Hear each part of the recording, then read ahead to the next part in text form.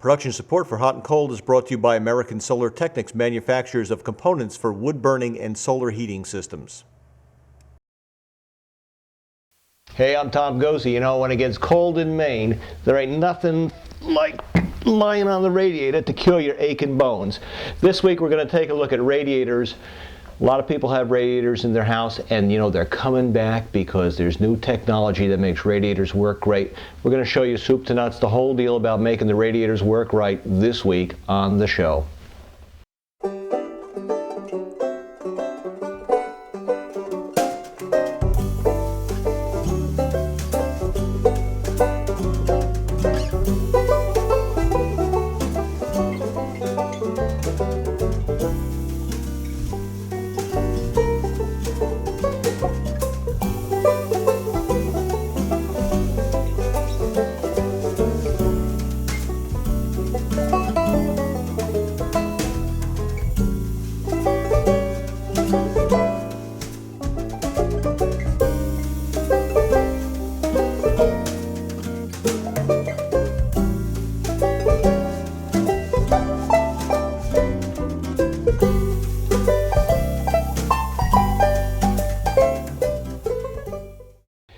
Hey, well, I wanted to talk to you about radiators. Everybody who has old radiators either loves them or hates them. They hate them if they're original and all the plumbing that goes to the radiators is original. They love them if they're set up right. We're going to show you how to set them up right this week.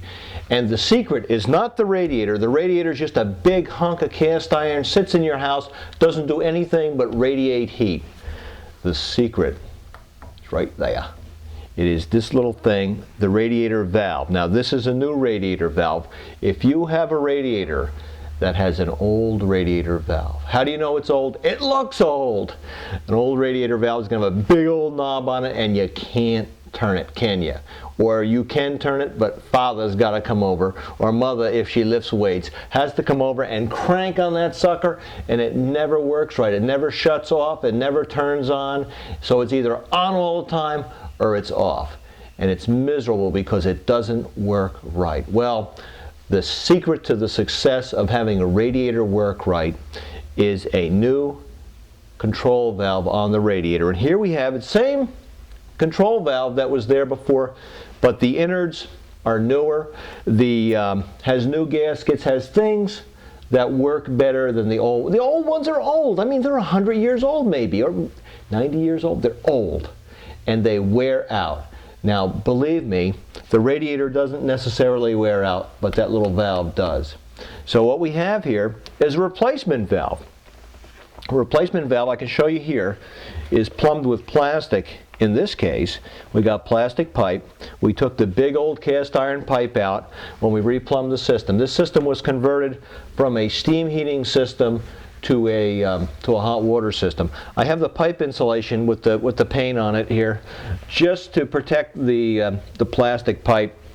I should have some tape or something to make it, or paint it, or do something to make it look nicer. But if I did that, then I'd have to cut it off whenever I did a TV show about this. Anyway, the way this works, it comes with this little knob, and you turn the knob this way, all the way, and that valve is now wide open. Did you see that? 2 fingers? I'm doing it with 2 fingers, very daintily. You don't have to be a muscle man or woman to make this work. Now I've got the radiator. This radiator was cold when I started the show. It's warming up almost immediately. And to turn it off, I just turn it in the other direction, and it's off. Now, we could be as simple as that. Get the radiator valve with a nice little plastic knob, and we can turn it on and off whenever we want heat. And we do that here. But it gets better. And the better part is this. There's a little ring down here. If we turn the little ring, yeah, I have to turn the valve. There we go. And we can, if I do it the right way, there we go. Okay. You have to have the valve turned the right way. You turn the little ring, oh, look at that. The little plastic cap comes off. Isn't that cool? And if we look down inside here, I don't have my pointer, but right in the middle there, see that little thing in the middle? That is an actuator. And when you turn this knob, this pushes down on that and it closes the valve up. Very simple. Now, what I do is I take these off, and anybody can do this, and I put this on, And you say, oh Tom, what is this? Well, let's put it on here. I might have to, now I did it, I have to turn it that way. I'm going to screw that on. There we go. And now I've got this odd looking, I went from this little one to this big one. And I've got this odd looking device with numbers. And if we go right down to the bottom, it says 0. And if we turn, they're upside down. Oh, shows a snowflake. That means cold. Then it goes 1, 2, 3, 4, 5. Oh, number 6 has a box. I wonder what that could mean. 7, 8, 9, and all the way to the top. All the way to the top is wide open. And that's set for the maximum temperature. It's manually open. But if you put it at mid-range where the little box is, that is 70 degrees. The thermostatic control valve has this little paraffin reservoir here filled with wax. And as the wax melts at around room temperature, it pushes down that little thing I showed you in the center, and it opens or closes the valve based on the number setting we have here. So if we have it set at 6, it tends to run around 70 degrees. If we turn it down to 3 or 4, it's running around 60 degrees. And if we turn it above 6, 7, 8, 9, something like that, it gets really hot. And I can be here right now next to the radiator, and I can hear the valve actuating. Sometimes it will make a little bit of a whistling noise, and I've come to appreciate that. It bothered me at first, but it doesn't anymore because I've come to appreciate the fact that the heating system is really functioning and the valves are opening and closing. Now, what this thing does for us is it keeps the room from getting too hot. It turns on when the room gets too cool, but it also can keep the room from overheating. And one of the problems we have with radiators, we used to be able to turn the valve, and we can still turn the valve up and down and do it manually. So that's really cool. But if we're not around to do this, you know, and you do have to fine tune it a little bit, turn it up or down, and you find a magic number for the room that works. We can turn it up or down and it works fine. But if we just hook this up to the boiler, and the boiler runs at a steady 180 degrees, which would be normal for, you know, most boilers. What will happen when it's 40, 45 degrees, we still need heat, but you know, it's not wicked cold out. It's not like 20 below. This tends to overshoot, and what I mean by that is the thermostat says, oh, it's getting cold in the room. We open up the paraffin, does its thing, it congeals and the valve opens. Hot water comes into the radiator, heats the room, and the room gets warm. We go, oh, that's nice. But then it tends to overshoot and get too warm because this is cast iron. And cast iron radiates heat really well, plus it holds heat really well. That's one of the nice things about the radiator. It's getting warm enough now I can sit on it. Ah, this is pleasant. It's snowing out tonight. It's nice in that it will hold heat. It has mass to it, and that mass can be a problem. So what we need to do is design something else in the system to make this work better. Now, let's go back in time. 100 years ago, let's say it's 100 years ago, Abner put the radiator in this house, right? What did he hook it to down in the basement? He hooked it to, and you've seen these if you've been in an old house basement, this humongous old boiler that we use to burn wood or coal in. And it was somebody's job to go fire the wood boiler or the coal boiler. And I believe in Bangor, the more wealthy homes had somebody come when they had coal especially, and deal with firing the boiler a couple of times a day. And they had this nice visualized a nice bed of coals and the fire coming up. It's putting out steady heat. That fire never goes out, right? Hopefully. If it does, we have problems. So we have this steady bed of coals heating the water, and the steam or the hot water's coming upstairs. But it's steady. It's coming out all the time. So this radiator radiated a low level of heat all the time there was a fire downstairs. They could turn it off or turn it on because the valve was new, and they could regulate the room temperature somewhat, but it was a steady low-level heat. Now, we've entered the modern age. It's the 21st century, and we've done it for about 30, 40, maybe 50 years. We retrofitted those old boilers with an oil burner. And we have new boilers to replace the old boilers, and they have oil burners. And what's happened? You can hear it. You're sitting here watching TV, and what happens? The oil burner comes on, and the heat is made, and then what happens? The oil burner shuts off again, except if it's 20 below zero, okay? So it goes on and off, and on and off, and on and off. And on a hot water baseboard system, maybe that's not a bad thing, but on an old radiator like this, it isn't good. So you get nice and warm, and then you get cold again.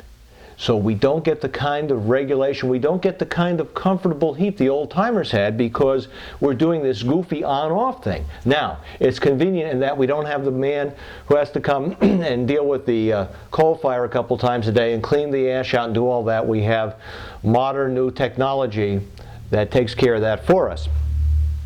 But the comfort level has changed. So many old houses don't have the kind of comfort level we would like to see.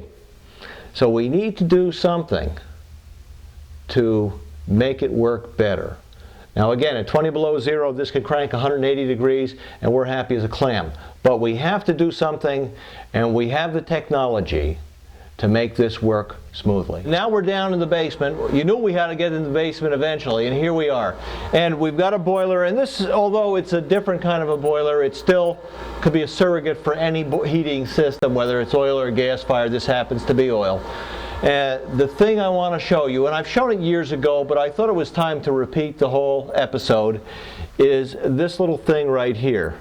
It says Tecmar one-stage boiler control 250. That doesn't really tell you much, but I'm going to tell you what it really is. It is an outdoor reset control. And you're saying to yourself, what the heck's he talking about now?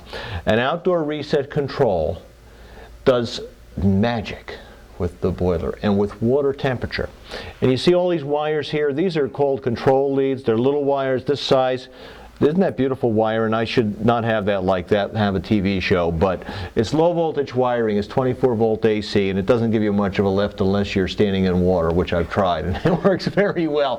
But anyway, low voltage wiring for a couple things. We have two wires here that go to sensors. One of the sensors is on the water that feeds the house, and that would be considered an outlet temperature. The other sensor is outside the house, measuring the outdoor temperature. Then we have AC, 24 volts AC coming in, which powers the whole unit. And then we have two wires that go to control the oil burner over here, which is going to cycle on and off the whole time we're talking because it's cold out tonight. Now, that being said, this is the brains of the operation. This does what we would do, if we wanted to come and turn temperature up and down as it got hotter and colder. This does it automatically. And it does a couple of things. It has different settings for different houses. So a little bit of guesswork and a little bit of experience on the part of the person who installs the system. And they come in here and they start out. We have basically four settings. The first one here is the heating curve, which goes from these are arbitrary numbers, 0.4 up to 3.6. And what it does is, as you turn this dial up towards a higher number, you wind up with a hotter temperature coming out at a lower temperature. When it's colder outside, the water gets hotter inside quicker. So if the house isn't real well insulated and you have to put more energy into the house, you have to run higher temperatures. So the way we deal with this is by cranking this little heating curve up. Here we're down relatively low because this house is pretty well insulated, so we don't need to run it very hot. And so that's what the heating curve does.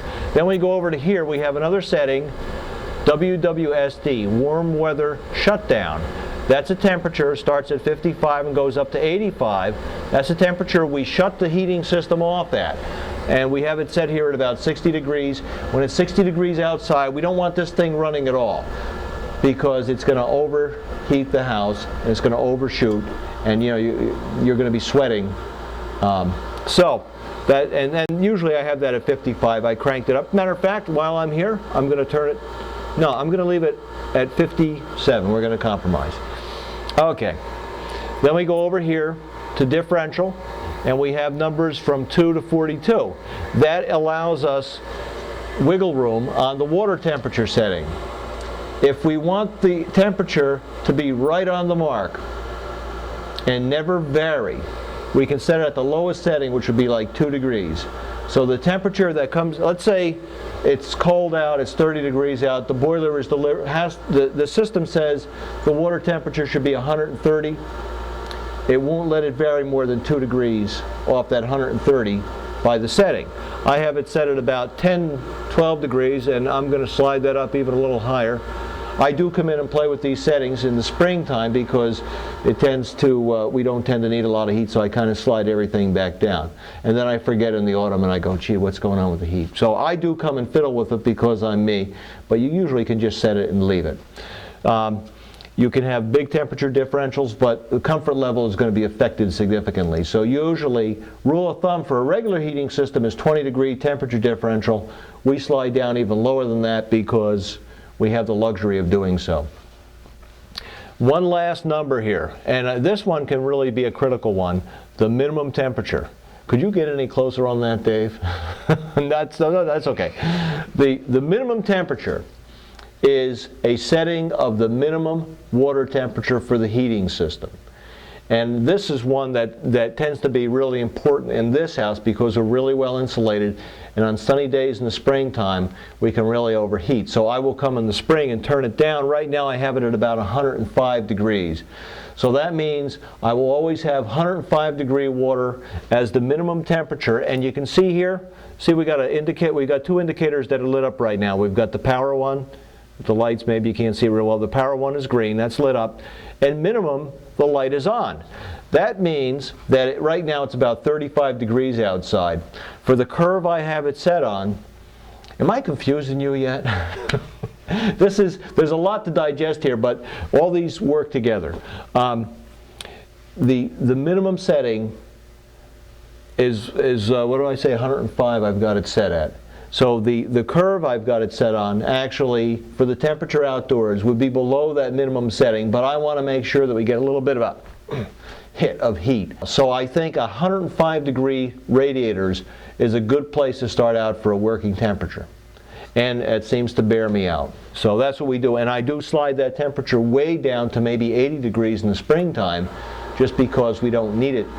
In springtime we don't usually have that cold rain that we have in November when there's no sun and all that other stuff. And one other one here, you can see now with the oil burner coming back on, it's a little yellow indicator there, boiler on. That just indicates that the system is calling for heat again, and the whole thing comes back on. This just cycles on and off, just like it was a regular heating system. The big difference is, though, that with this little box, which is the size of a package of cigarettes,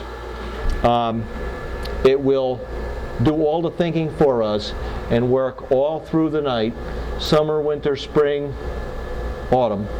This is autumn. And will make the house very comfortable. Now, if somebody puts this in for you, they might have to come back and tweak it. You say, oh, it's too warm, it's too hot, it's whatever. But it's not that hard to do. Or you can do it yourself if you read the instructions, which can be a little confusing. There's a lot to digest there. And if I haven't totally confused the heck out of you, you're doing really well. It's not that complex, does a great job, and they're not inexpensive. This little thing here is about $350. But I've had this one for about 10 years, and it's worked very well. It doesn't seem to be doing anything weird yet. Whenever there's a problem with the heating system, I always blame this first because it's electronic, and it usually turns out to be a plugged nozzle or something like that. So that works well. The other part of this now is up overhead, and that has to do with plumbing. And I guess we could take a quick peek here just to show you how this sets up. We have a regular heating system. We have water come out of the boiler and go to the radiator or the baseboard or whatever, and the water comes back into the boiler. So we have what we call a feed and we have a return. So one's going out, one's coming back in. And of course the oil burns on and it heats the water. In the system we have here, I've added another step, and that is I've got this is the pump that feeds out from the boiler, and this is the pipe that comes back in, but I have this pump here which ties the feed and the return together. And this is a mixing pump that tends to blend the water coming back with the water going out, and that control actually controls these two pumps, so we get this blending of the water. Now we're really getting fuzzy, but anyway, suffice it to say, these pumps are easy to get, they're easy to replace. If I die tomorrow, somebody come down here and go, what did he do? And they'll figure it out and say, oh, you know, maybe that pump's bad. That's not an exotic piece of hardware. That's about 60 bucks for each of these pumps, and a little bit of time to put it in. And then any service that's required is real simple to deal with. If you're plumbing your own heating system, as many of you want to, when you put a circulator pump in, make sure you have valves on either side close to the pump. Now I've got them a little apart here, but you can see over here we have two valves on either side of the circulator pump in close proximity. So if I want to change something, I just shut the valves off, pull the pump out, put a new pump in, and I don't have to drain the heating system. When you have a heating system this size, we have 14 or 17, I think it's 17 radiators in this house. We need to deal with draining the system or cutting into the system on occasion. So we really have to go and be able to shut things down and not drain the system if we don't want to. So putting valves in, valves are cheap. They don't cost a heck of a lot of money. So don't get cheap if you're doing it yourself, making sure you have shut-off valves in the right place. Well, it pretty much wraps it up. I mean, we've covered the basic premise of how the system functions the way the old-timers put it in, and it's very comfortable. And these radiators sort of mimic a radiant floor heating system that everybody is all excited about. Well, don't overlook the fact that you have a radiant heating system in your house. It just isn't working right if it's an old system. Talk to your heating contractor about replumbing.